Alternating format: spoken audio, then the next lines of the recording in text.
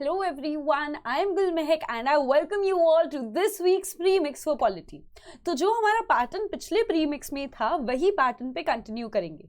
देखिए ये जो इनिशिएटिव है ये ईयर लॉन्ग इनिशिएटिव है, तो मेरा जो पूरा फोकस है वो ये है कि हम हर कॉन्स्टिट्यूएंट यूनिट को जो हमारे सिलेबस में है इतने इन डेप्थ में पढ़ ले, सारे फैक्ट्स को इतने अच्छे से याद कर ले कि हमारे पॉलिटी में जो स्कोर आ रहा है इन प्रीलिम्स वो काफ़ी इन्हांस हो जाए। इसके लिए मैंने सोचा ये था कि हम कॉन्स्टिट्यूशनल फ्रेमवर्क जो हमारा फर्स्ट यूनिट है, 3 प्रीमिक्सेस जो हैं हमारे वो जो हैं इसी पर रखेंगे ऑन कॉन्स्टिट्यूशनल फ्रेमवर्क। तो जैसे आपने पिछला वाला प्रीमिक्स अटेंड किया था उसमें I told all the students watching कि पहले आप कॉन्स्टिट्यूशनल फ्रेमवर्क वाला पूरा यूनिट जो है रिवाइज कीजिए, उसके बाद जो है आप क्वेश्चंस अटेम्प्ट कीजिए। इससे ये होगा, एक तो आपको ये पता चल जाएगा कि आपकी जो स्टडी है वो कितनी इफेक्टिव है, दूसरा ये पता चल जाएगा कि आपकी रिवीजन कितनी इफेक्टिव है, क्या जो आपको पढ़ना चाहिए इंपॉर्टेंट चीज़ें उनको आप पढ़ रहे हैं या नहीं। तीसरा ये हो जाएगा कि व्हेन वी मेक मिस्टेक्स, तो जो चीज़ें हम गलत करते हैं वो जो है हमें आंसर में हमेशा याद रहती हैं, राइट। तो ये पर्पस है और इसी पर्पस के साथ स्टार्ट करेंगे। तो before you start watching the video, एक बार वीडियो को पॉज कीजिए और अपना कॉन्स्टिट्यूएंट फ्रेमवर्क वाला यूनिट जो है अच्छे से पढ़ लीजिए, क्योंकि मैंने काफ़ी स्टैटिक क्वेश्चंस भी डाले हैं। फिलोसफिकल क्वेश्चंस करेंगे लेकिन आने वाली प्रीमिक्सेस में करेंगे। अभी का पर्पस ये है कि आपको सारे चैप्टर्स जो है थॉरली याद हो जाए। चलिए, now before starting the premix का first question, let me just take a little time of yours to discuss with you general studies का मेंस का क्रैश कोर्स।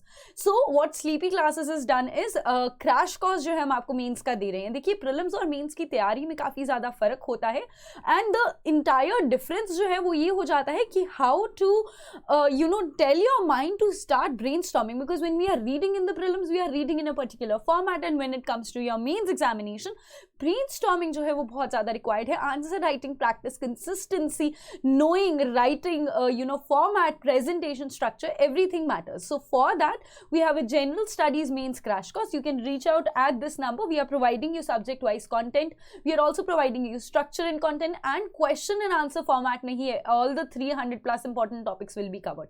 साथ ही साथ 5 plus daily questions है जो आपके dedicated telegram group में जो है cover होंगे। इसी के साथ साथ जो है for the first time Sleepy Classes is offering you special priority group। इसमें there shall be mentorship by selected candidates, right? So that cost that was around 6,000 और ये जो cost है that is for around 11,000। इसके अंदर हम दे रहे हैं mentorship by selected candidates, 12 tests, question and answer format, dedicated Telegram group and 5 plus questions daily. तो बेसिकली जो वो वाली ग्रुप के बेनिफिट्स हैं वो तो मिल ही रहे हैं, साथ में मेंटरशिप बाय सिलेक्टेड कैंडिडेट्स जो कि 1-on-1 पर्सनल मेंटरशिप होगी और साथ में टेस्ट सीरीज जो है आपको मिल रही हैं। So this is entirely up to you, आप कौन सा कोर्स लेना चाहते हैं। मुझे पर्सनली ऐसा लगता है that this particular course is also very useful. Now, next let's move forward and discuss current affairs course for UPSC 2023। तो जो हमारा current affairs का course है that is a very very comprehensive course and it is very important कि अगर आप prelims की तैयारी कर रहे हैं, जैसे आप premixes देख रहे हैं, तब के लिए जो है बहुत ज़्यादा important है। क्यों? क्योंकि डेली आपको जो है 6 days a week जो है comprehensive current affairs मिलेगा subject wise, साथ ही में उसमें prelims का analysis होगा, मेंस का analysis होगा, subject wise discussion होगा, daily PDF and monthly compilation मिलेगा और relevant previous year question की discussion जो है आपको वो भी मिलेंगे। चलिए, that said and done, now let us begin with the first topic which is about Article 13 of the Indian Constitution, right? तो पहला क्वेश्चन जो है वो काफी स्टैटिक क्वेश्चन है, पूछ रहा है कि power of judicial review of the supreme court and high court जो है वो आर्टिकल 13 से आती है। आर्टिकल 13 जो है एग्जेम्प्ट करता है all constitutional amendment acts from judicial review या फिर नहीं। आपके पास ये 4 ऑप्शंस हैं, आप यहाँ पे वीडियो को पॉज कर सकते हैं एंड इसके बाद जो है हम इसका आंसर जो है डिस्कस करेंगे। चलिए बढ़ते हैं आगे और बात करते हैं सेकंड क्वेश्चन के बारे में। Second question is on DPSPs. अगर आपने मेरा प्रीवियस ईयर क्वेश्चंस का प्रीलिम्स का मैराथन सेशन देखा है, so I can not stress upon how important DPSPs और कॉन्स्टिट्यूशनल फ्रेमवर्क का सारा यूनिट है। तो मेरा प्रीमिक्स में again as I said earlier पूरा फोकस ये है कि सारे स्टैटिक टॉपिक्स जो हैं अच्छे से हमें आते हों। तो बोल रहे हैं कि to secure opportunities for healthy development of children, to promote equal justice and provide free legal aid, to minimise inequalities and to protect and improve the environment and to safeguard forest and wildlife। पूछ रहे हैं which of the following जो है were added by the 42nd constitutional amendment act। ये आपके पास जो है screen पर जो है आपके पास ऑप्शंस हैं, आप यहाँ पर वीडियो को पॉज कीजिए और क्वेश्चन को अटेम्प्ट कीजिए। चलिए, let's move forward and discuss the third question. Third question है with respect to the preamble of the constitution of India. Question ये है कि प्रीएम्बल जो है it is based on the objective resolution moved by Jawaharlal Nehru in the constitution assembly, constituent assembly. Preamble जो है has been amended only twice so far. और तीसरा, in the Berubari union के supreme court held that preamble is a part of the constitution. अब आपको बताना है इनमें से कौन सा स्टेटमेंट जो है सही है। क्वेश्चन जो है काफी सिंपल है एंड आई होप ये क्वेश्चन में जो है आप सही all of you answer it correctly. Again pause the video, answer this question here. चलिए now let's move on to the fourth question and discuss that right to equality which is guaranteed under part 3 of the Indian Constitution जो है वो क्या M करता है। Does it aim to establish social equality या वो provide करता है for reservation of seats for SC and ST in parliament and state legislature? Which of the statement given above जो है is correct? Again pause the video and answer the question. Fifth question and final question जो है that is with respect to fundamental duties. Question कह रहा है that fundamental duties were inspired by the constitution of the USA. They can be enforced by a law made by the parliament. The fundamental duties have been amended only once since their incorporation in the constitution. Again आपसे सिर्फ correct चीजें जो है पूछ रहा है। I know questions जो है बहुत बेसिक है बट उनका बेसिक रखने का एक पर्पस है। अगेन पर्पस ये है कि आप इन क्वेश्चंस में जो है कुछ भी गलत ना करें, आपकी कॉम्प्रिहेंसिव रीडिंग होनी चाहिए। ये नहीं हो सकता कि मैंने बाकी 3 क्वेश्चंस तो अच्छे से अटेम्प्ट कर लिए लेकिन 2 या 1 क्वेश्चन में जो था मैं कंफ्यूज या हो गया था या हो गई थी। ये क्वेश्चन स्टैटिक क्वेश्चन है, पॉलिटी के क्वेश्चंस जो है डायरेक्टली बुक से पिक होते हैं, तो ये क्वेश्चंस को गलत करना आप अफोर्ड नहीं कर सकते because this will really impact your prelims का स्कोर। चलिए now let us move forward and discuss the first question. So the first question says कि consider the following statement regarding article 13 of the constitution. तो पहला है that the power of judicial review of the Supreme Court and High Court is derived from it। अब अगर हमने static reading की है अच्छे से so then we are sure that yes power of judicial review of Supreme Court and High Court कहाँ से आता है? आर्टिकल 13 से। Article 13 exempts all constitutional amendment acts from judicial review। नहीं भी पता था तो भी is that even possible as part of basic structure? तो फिर तो बहुत आसान है ना, किसी भी चीज को अगर आप चेंज करना चाहते हो आप आर्टिकल 13 के अंदर डालकर चेंज करवा सकते हो। फिर तो जुडिशियल रिव्यू होगा ही नहीं, फिर तो Parliament has a free hand to do whatever it likes, right. So this is not feasible also. तो अगर हम थोड़ा सा भी स्ट्रेटेजिकली सोचेंगे और एलिमिनेट करेंगे सोच कर ऑन डेली लाइफ एग्जाम्पल्स, तो हमें पता चल जाएगा कि what is the correct answer. Correct answer is A. However let us quickly discuss article 13। तो आर्टिकल 13 बोलता है that all laws that are inconsistent with और in derogation of any of the fundamental rights shall be void.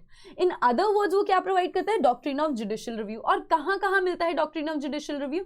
The power has been conferred on the supreme court under article 32 and on the high courts under article 226, right. तो वो declare कर सकते हैं किसी भी law को as unconstitutional and invalid अगर जो है वो इन कॉन्ट्रवेंशन है of any of the fundamental rights, right. तो इसीलिए स्टेटमेंट 1 इज करेक्ट। अब बात आ जाती है that article 13 declares all laws that are inconsistent और in derogation of any of the fundamental rights as void. तो क्वेश्चन ये आ जाता है लॉ का यहाँ पर क्या मतलब है? तो लॉ का जो मतलब है यहाँ पे वो बहुत वाइड है, which includes permanent laws enacted by the parliament और the state legislature, temporary laws जैसे कि ordinances issued by the president और the state governor, statutory instruments in the nature of delegated legislations like order, by law, rule, regulation और notification, non legislative sources of law also, जैसे कि अगर कोई custom है या कोई यूसेज है, तो अगर कोई कस्टम है किसी पर्टिकुलर ट्राइब का, that will also be considered as law. Further article 13 जो है वो डिक्लेयर करता है कि a constitutional amendment is not a law and hence cannot be challenged. However Supreme Court ने जो है इन केशवानंदा भारती केस 1973 बोला था constitutional amendment can be challenged on the ground कि वो वायलेट करती है फंडामेंटल राइट को। इसीलिए जो है ये पार्ट है of the basic structure of the Constitution and hence can be declared as void. Article 13 क्योंकि बोलते हैं कॉन्स्टिट्यूशनल अमेंडमेंट लॉ नहीं है तो इसीलिए वो कभी चैलेंज ही नहीं हो सकती। फिर तो कोई भी कॉन्स्टिट्यूशनल अमेंडमेंट जो है पार्लियामेंट कर सकती है, पार्लियामेंट को मिल गया यहाँ फ्री हैंड। लेकिन सुप्रीम कोर्ट ने केशवानंदा भारती केस में बेसिक स्ट्रक्चर डॉक्ट्रिन दी और साथ ही में कहा कि कॉन्स्टिट्यूशनल अमेंडमेंट जो है it can not be challenged on the ground that it violets a fundamental right that forms a part of the basic structure. Am I clear? Hence statement 2 is not correct. चलिए बढ़ते हैं आगे और बात करते हैं consider which of the following provisions in DPSP जो है आई थी by the 42nd Amendment Act of 1976। देखिए ये जो क्वेश्चन है जब तक मैंने तैयारी की है मैं हर बार जो है इसका आंसर जो है कहीं ना कहीं कंफ्यूज हो जाती थी, सही भी आंसर कर देती थी तो भी कॉन्फिडेंटली आंसर नहीं करती थी। बट ये क्वेश्चन जो है अपने आप में बहुत इंपॉर्टेंट क्वेश्चन है, स्टैटिक क्वेश्चन है, इंपॉर्टेंट क्वेश्चन है, तो आप ज़रूर से इसको याद कर लीजिएगा। क्वेश्चन में पूछ रहा है कि इनमें से कौन से डीपीएसपीज जो है आर्टिकल 42 के अंदर हैं, तो आपको ये पता होना चाहिए कि to minimise inequalities in income status facilities and opportunities जो है वो पहले से था, वो 42nd कॉन्स्टिट्यूशनल अमेंडमेंट एक्ट से जो है वो नहीं आया था, राइट। तो ये जो आया था, ये कौन से अमेंडमेंट एक्ट से आया था, ये आया था 44th अमेंडमेंट एक्ट ऑफ 1978 से, राइट। तो ये थोड़ी सी चीज़ें हैं, कंफ्यूजिंग हैं, और मैं भी मतलब पढ़ाते पढ़ाते इनको कंफ्यूज कर जाती हूँ, भूल जाती हूँ, बट इट्स ह्यूमनली। बट अगर आप कॉन्स्टेंटली रिवाइज करेंगे तो फिर जो है ये आपको याद रहने लग जाएगा। और प्रीलिम्स से पहले, as I always say, DPSPs और फंडामेंटल ड्यूटीज को जो है आप डेफिनेटली अच्छे से याद करके चाहिए, ताकि अगर वहाँ क्वेश्चन आ जाए तो वहाँ पर जो है आप इसका आंसर मत भूलें। तो देखिए 42nd अमेंडमेंट एक्ट ऑफ 1976 ने जो है 4 डीपीएसपीज जो है ऐड किए थे। पहला था to secure opportunities for healthy development of children, कि चिल्ड्रन का जो है हेल्दी डेवलपमेंट हो। साथ ही साथ कौन सा था, to promote equal justice and to provide free legal aid to the poor. तीसरा आ जाता है to take steps to secure the participation of the workers in the management of industries. और चौथा आ जाता है to protect and improve the environment and to safeguard forest and wildlife. छोटी सी स्टोरी भी शेयर करना चाहूँगी कि मैंने जब इसको याद किया था तो मैंने इसको ऐसे याद किया था कि हेल्दी डेवलपमेंट ऑफ चाइल्ड है, तो चाइल्ड की हेल्दी डेवलपमेंट के लिए क्या क्या चाहिए होगा, इन्वायरमेंट जो है अच्छी चाहिए होगी, और इन्वायरमेंट के लिए मुझे क्या क्या चाहिए होगा, मुझे चाहिए होगा जस्टिस। और जस्टिस के साथ साथ जस्टिस कब मिलेगा, जब सारे वर्कर्स को जस्टिस मिल जाएगा। तो ये ऐसे छोटा सा मतलब कहानी है, मैं ऐसे ही याद करती थी, अगर आपको अच्छा लगे तो आप भी इसको ऐसे ही याद कर लीजिएगा। चलिए नाउ लेट्स मूव फॉरवर्ड और बात करते हैं that the 44th amendment of 1978 added one more directive principle of state policy, which was कि it requires the state to minimize inequalities in income status, facilities and opportunities. Am I clear? Also, the 82nd Amendment Act of 2002 changed the subject matter of Article 45 and made elementary education a fundamental right under Article 21A. तो उसके बाद Article 45 को कैसे change कर दिया गया, The amended directive requires the state to provide early childhood care and education for all children until they complete the age of 6 years. अब आपको मुझे बताना है Article 21A में जो है क्या लिखा हुआ है। यहाँ पर जो मैं सारी अमेंडमेंट एक्ट ही डिस्कस कर रही हूँ सो दैट आपकी रिविजन हो जाए। फिर बात करते हैं 97th अमेंडमेंट एक्ट ऑफ 2011। इसने एक नया डीपीएसपी इंट्रोड्यूस किया which was regarding to cooperative societies. Am I clear? चलिए, so this was all about the second question. Now let's move on to the third question and let's discuss about preamble. चलिए, question बोल रहा है कि इनमें से which of the following statements are true with respect to the preamble. So the first part says that the preamble is based on the objective resolution which is moved by Jawaharlal Nehru in the Constituent Assembly. Constitution Assembly नहीं, Constituent Assembly जो है यहाँ पर होगा, right. So this is right. हमने second chapter में जो है ये पढ़ा होता है कि ऑब्जेक्टिव रेजोल्यूशन जो है जवाहरलाल नेहरू जी मूव करते हैं और उसी की बेसिस पर जो है प्रीएम्बल बनाया जाता है। The preamble has been amended only twice so far. Now you have to tell me if this is right or wrong. Similarly, it says Berubari Union case, Supreme Court held that preamble is a part of the Constitution. Again, false. Berubari Union case में Supreme Court ने क्या बोला था, that the preamble जो है it shows the general purpose behind the several provisions of the Constitution, और ये की है to the minds of the makers of the Constitution. लेकिन उन्होंने इसमें specifically जो है opine किया था that the preamble is not a part of the Constitution. Berubari Union case में Supreme Court ने बोला था preamble is not a part of the Constitution. However, later in the Kesavananda Bharati case, the Supreme Court rejected अपना खुद का earlier opinion in the Berubari Union case. Why? Because it's a revisional body also, and held that preamble is a part of the Constitution. चलिए, ये तो एक particular option मैंने आपके साथ डिस्कस कर लिया। एक बार ऐसे करते हैं, preamble को जो है क्विकली डिस्कस कर लेते हैं। तो देखिए, preamble जो है to the Indian Constitution वो कहाँ पर बेस्ड है? It is based on the objectives resolution which was drafted and moved by Pandit Jawaharlal Nehru and adopted by the Constituent Assembly.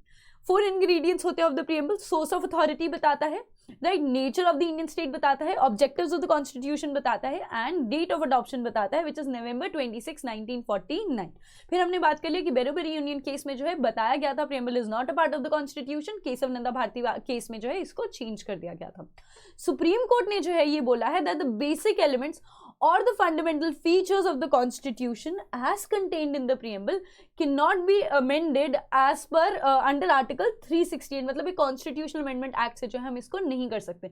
तो इसीलिए उन्होंने ऐसे बोला था कि इसके जो फंडामेंटल्स है उसको जो है आप चेंज नहीं कर सकते। क्यों? क्योंकि ये part of the basic structure of the constitution, right. लेकिन मैं 42nd कॉन्स्टिट्यूशनल अमेंडमेंट एक्ट जो है हमने 3 वर्ड्स ऐड किए हैं, socialist, secular and integrity.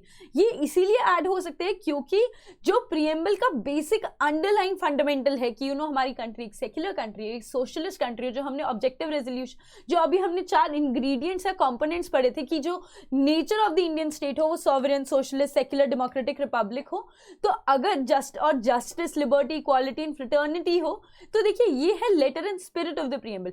Constitution जो है प्रीएम्बल को अमेंड कर सकती है ओनली तब जब उसका जो बेसिक स्ट्रक्चर है, जो basically mind of the constituent makers ने जो है जिस तरह से उसको इन्विजन किया था हमारे कॉन्स्टिट्यूशन को, अगर वो चेंज नहीं होता, इन दैट केस जो है प्रीएम्बल को अमेंड किया जा सकता है। और 42nd कॉन्स्टिट्यूशनल अमेंडमेंट एक्ट ने 3 वर्ड्स ऐड किए थे, SSI, socialist, secular and integrity to the preamble.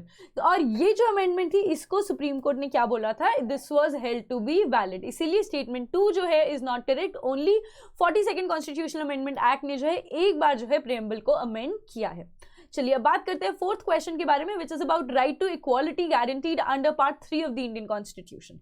पूछ रहा है कि जो राइट टू इक्वालिटी जो हम फंडामेंटल राइट्स में पढ़ते हैं उसका क्या एम है। Is the aim to establish social equality? तो yes. Is the aim to provide for reservation of seats for SC, ST in parliament and state legislature? तो देखिए जो राइट टू इक्वालिटी है वो बेसिकली क्या करता है, वो प्रोटेक्ट करता है citizens against any discrimination by the state on the basis of religion, caste, race, sex और place of birth, right. Article 14 जो है वो बात करता है कि ऑल सिटीजन्स जो है they enjoy equal privileges and opportunities. Article 15 जो है वो बात करता है कि स्टेट जो है it shall not discriminate against any citizen on grounds only of religion, race, caste, sex और प्लेस ऑफ बर्थ। आर्टिकल 16 जो है वो बात करता है आप सिटीजन्स के अगेंस्ट डिस्क्रिमिनेट नहीं कर सकते फॉर एनी एम्प्लॉयमेंट और office under the state, only on grounds of religion, race, caste, sex, descent, place of birth और रेजिडेंस। सिमिलरली आर्टिकल 7 अबॉलिश करता है अनटचेबिलिटी और फॉरबिड करता है its practice in any form.